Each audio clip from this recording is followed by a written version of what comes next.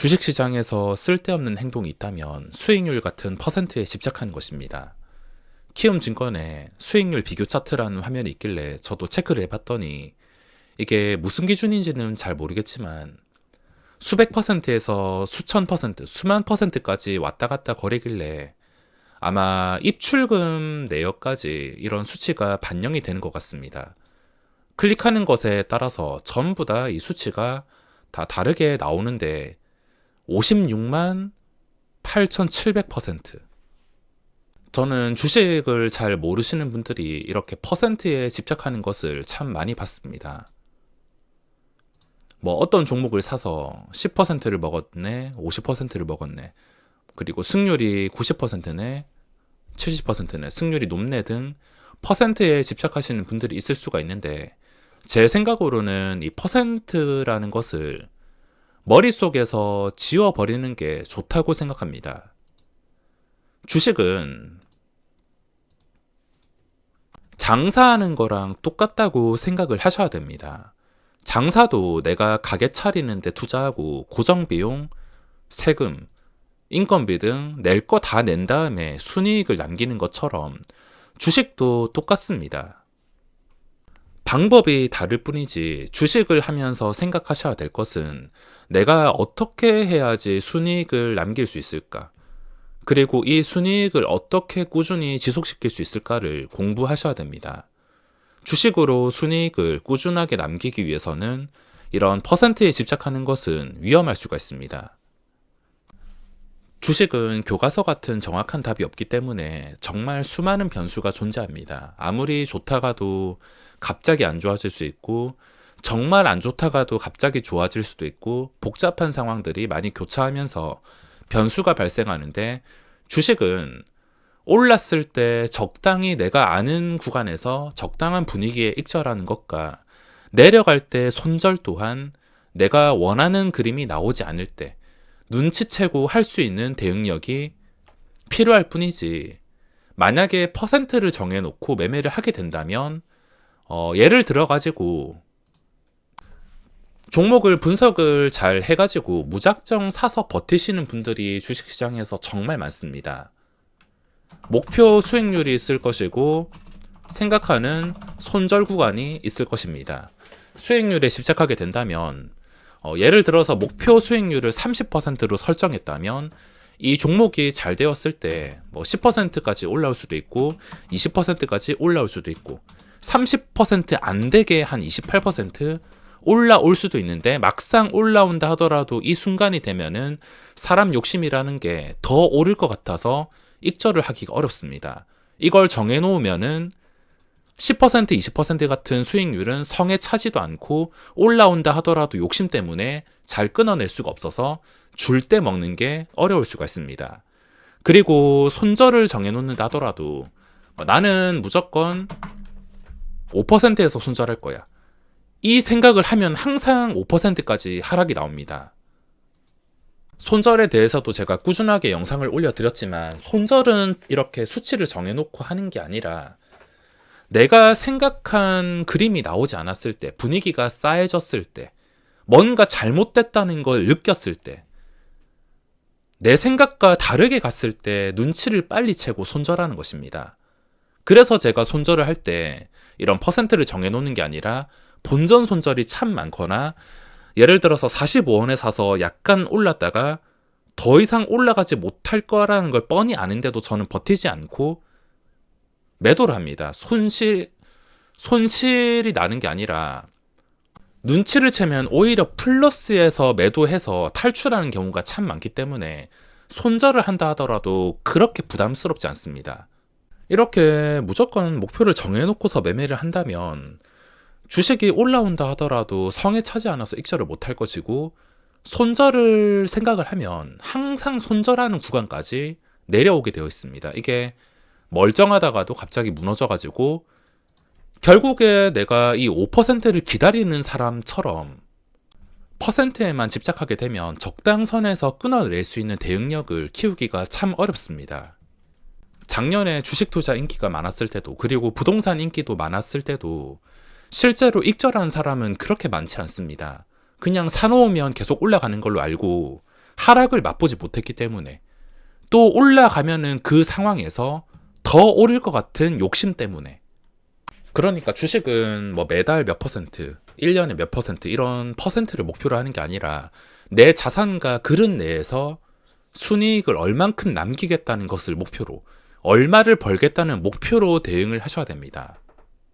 자, 매매할 때를 적용해서 어떤 생각을 해야 되냐면, 저는 오늘 조일 알루미늄이라는 종목에서 눌림목 매매를 진행했습니다.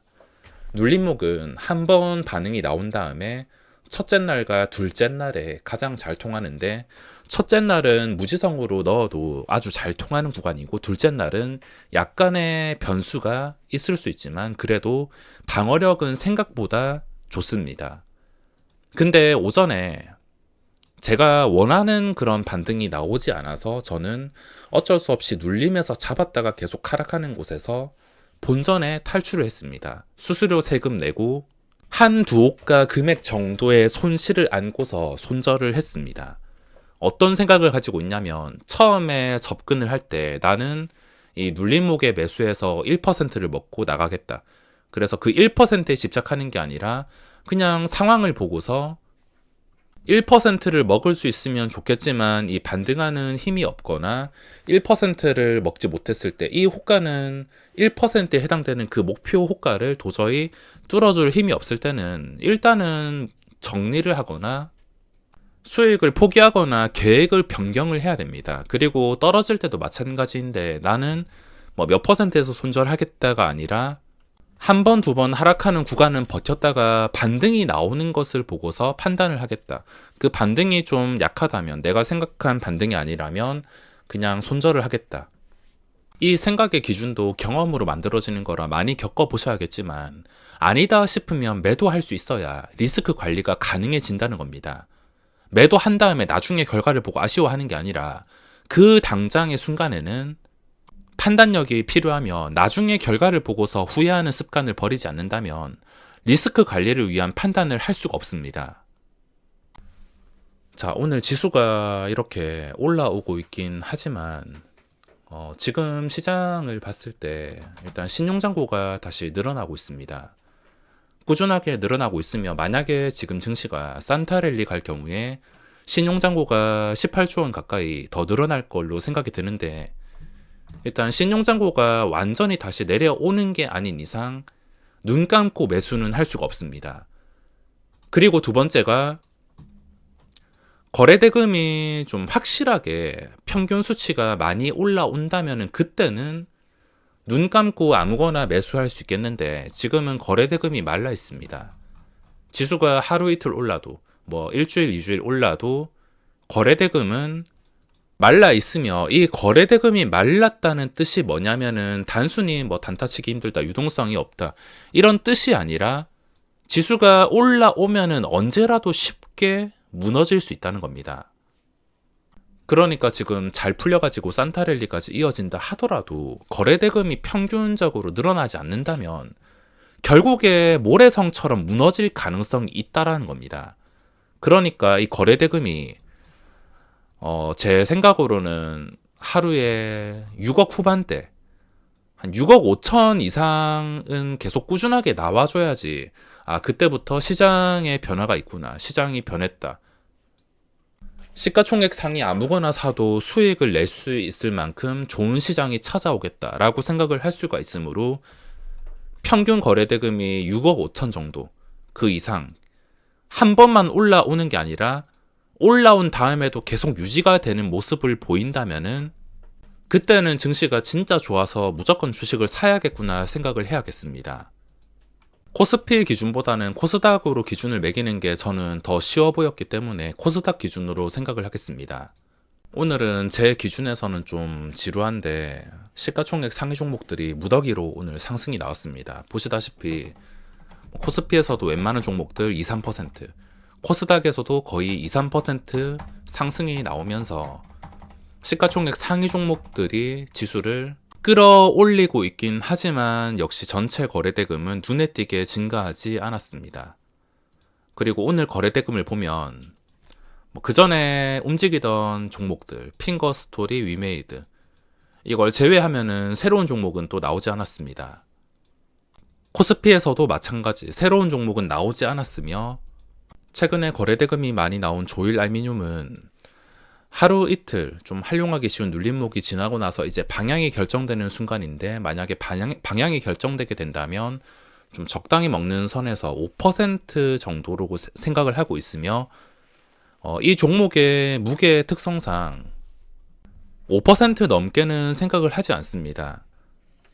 어차피 눌림이 끝난 다음에 방향은 맞출 수도 없습니다. 상승이든 하락이든 그걸 정확하게 예상하는 게 오늘 눌림목 거의 답지를 보는 것처럼 매매하기가 어렵기 때문에 혹시나 5% 이상 올라준다면 역시 적당히 먹는 게 최고라고 볼 수 있겠습니다.